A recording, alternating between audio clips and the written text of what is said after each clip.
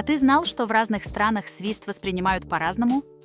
В Восточной Европе многие считают, что свист в доме к потерям и пустому кошельку. Поэтому людей часто просят не свистеть в помещении. В Японии, Корее и Китае свист в повседневной обстановке часто воспринимается как неуместный. Он может мешать окружающим и привлекать лишнее внимание. А вот в США и странах Западной Европы свист обычно нейтрален. Им могут выражать одобрение на концертах, матчах или просто использовать как привычный жест. В профессиональной морской среде свист и вовсе служит инструментом, независимо от страны.